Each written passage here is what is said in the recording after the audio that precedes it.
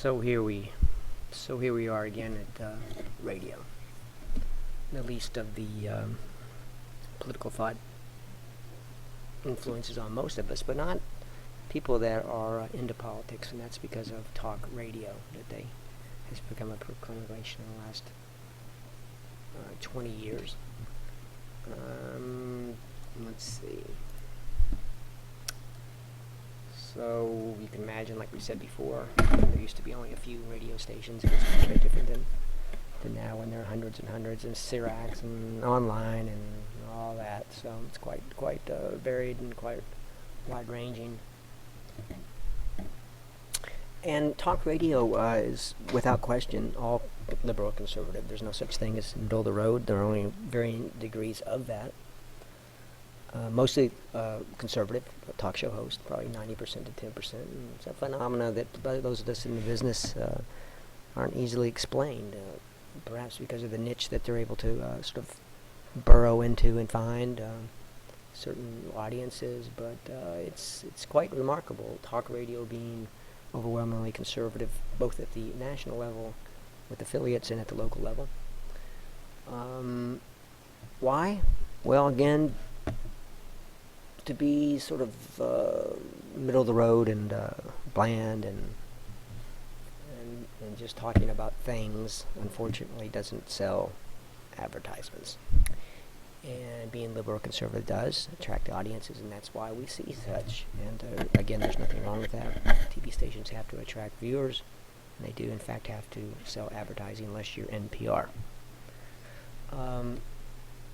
Also, you have your all news stations, right, that do nothing but report news, and our particular one that is, excuse me, but please, I don't have it on here, but it's KRLD 1080.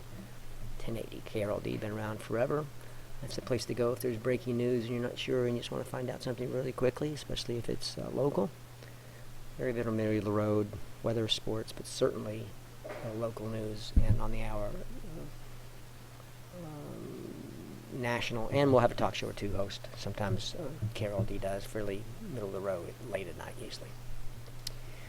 In radio, you know, most these news are all day. There's the KRLD. Most big stations, big cities do have an all news radio station, usually only one. NPR is in just about every city, and it's quite liberal, but as we'll see here in a few minutes, it's not liberal in the MSNBC sort of way. It's measured in intellectual and measured and a presentation that is far from the hue and cry of most liberal and conservative shows. Quite measured, and we'll look at that here soon. And that's, of course, NPR. Infuriates conservatives because it is funded by the federal government. And if I was with you, maybe we could entertain a discussion on that, whether you think we should be funding radio, just like we fund perhaps museums and national parks and the like. But because it's liberal, it does in fact drive conservatives fairly bananas in Congress. A thorn in their side that is just quite, I'm sorry to admit it, fun to watch at times. What you see with NPR, again, is not this sort of wild-eyed liberal, you know, but it's this selection of documentaries, the guests they have on. They're sneaky is not the right word, because it is journalism at a much higher sort of level, but so the slant itself, even if it's unconscious, is much less visible to especially people who don't know politics and know the issues. What can infuriate people, including liberals like myself, is when they insist that they're not liberal and that they're just straightforward, which nobody is. And I believe you have to admit that overall NPR is, and for them to say otherwise can be somewhat, I don't know, to me, discrediting. So there you go, that's radio. In terms of talk radio, you get on that AM dial, some FM, but AM is usually where these guys reside in every city. It depends on the host, of course, whether he be liberal or conservative, and how his or her, although it's mostly male, how his or her demeanor and style is. Most of them are conservative, as I just said, overwhelmingly in America, conservative. This is more recently a phenomena of the last 20 years. I mean, we've always had talk show hosts, I suppose. When you talk about political ones, started with Larry King about probably 35 years ago, and then in the early 90s really is when we saw it to start, and Rush came on the scene, and it took off from there. So go back in time 50 years, you turn on the radio, no talk radio emanating the Wild Eyes. Got to go somewhere else for your fix, to one of the 3 radio stations that you had, or 2 TV stations and the like. Most, to say the least, are colorful. And why do you think that is, that most of these guys are colorful? Well, why do you think? Why do you think we've got this pompous guy? Or this somewhat crazy dude? And this guy who has called Democrats traitors who should be hung. I don't know, why do you have these particular guys who are separating themselves from the crowd? Remember, most conservative talk show hosts are conservative, and there's a lot of them. Now, they could be colorful because that's what they believe, and you know what, I don't doubt that they do.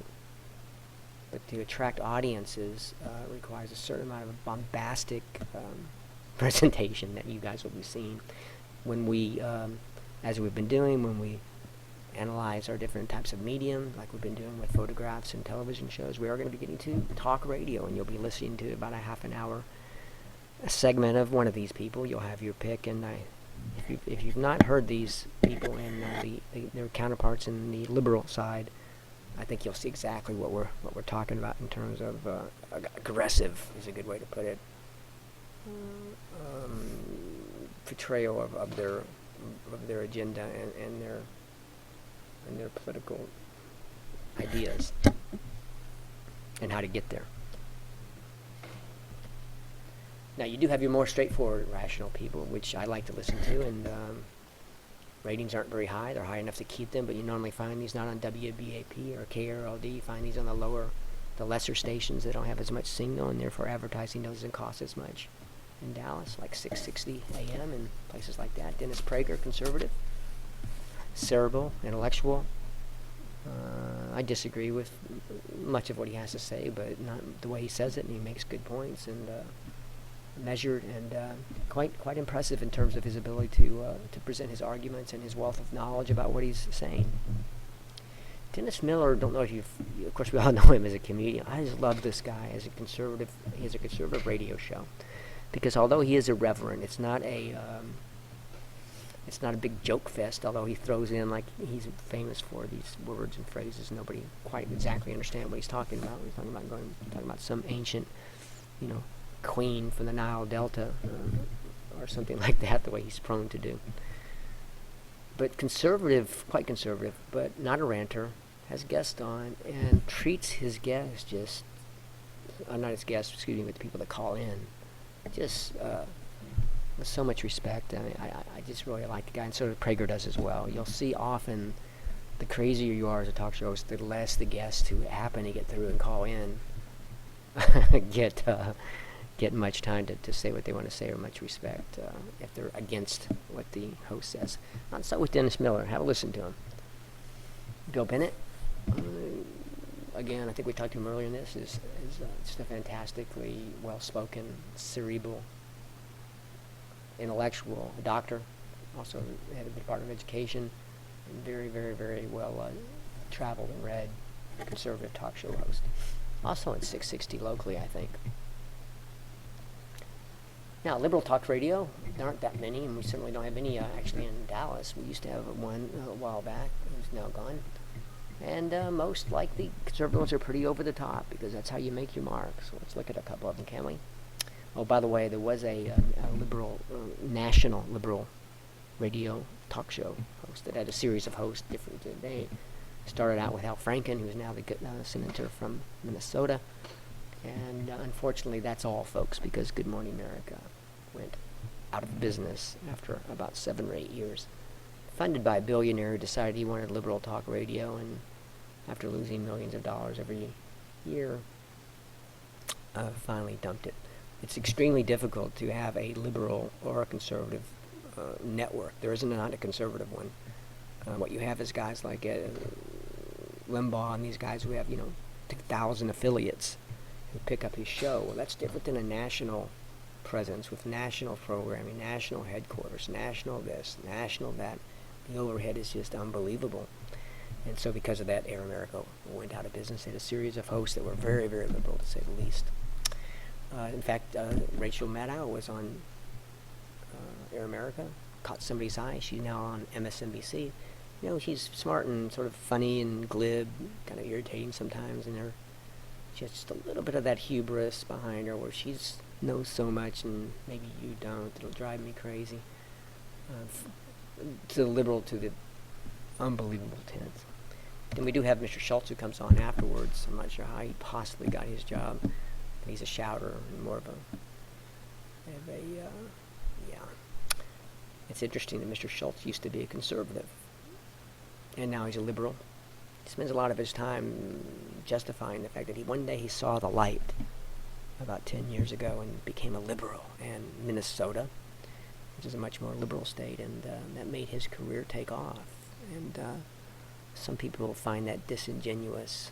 I'm not sure about if I do or not, but he used to be quite a conservative talk show host, and now he's a liberal, quite liberal. So I'll leave it at that with what you think. On to newspapers. A dying medium, except for online, which more and more of us are using. Now, newspapers, make sure that you know, are the only newspaper that are allowed to be. In fact, they're supposed to be. In fact, that's why people buy them, or used to be liberal or conservative. Used to always be 2 newspapers in every town. In fact, turn of the century, it was more like 5 in every town. And so Houston had 2. They all had 2. We now have 1. We had 2 at one time, the Dallas Morning News and the Dallas Times-Herald. And each one would be liberal and conservative. And the person who was liberal or conservative would buy that particular newspaper, and that would be their conduit to play out their political activity, be it reading, writing in letters, finding out where things were, becoming active. As newspapers got more and more expensive to run and have been shut down, most of that's gone away. There's now only probably about 10 newspapers that are still 10 towns that have 2 newspapers. Now, the bias that we find in newspapers, where do we see that? Well, a couple places. One, in the headlines. I'm going to show you in just a second the headlines and the stories, the way they're presented, what's put on the front page, the way it's worded, the picture, the length of the article, and on and on and on.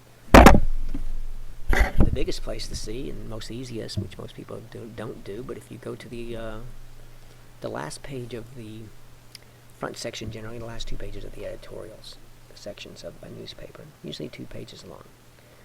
On the first page on the left are usually the newspaper's editorials without bylines. In other words, there's nobody getting credit for having written that stance. It's the newspaper stance. And it's quite easy to tell whether or not it's a stance that's a liberal or a conservative one. You go to the other newspaper in town, I'll open up the editorial section, and guess what? 1, sometimes 2, there's usually 3 of them.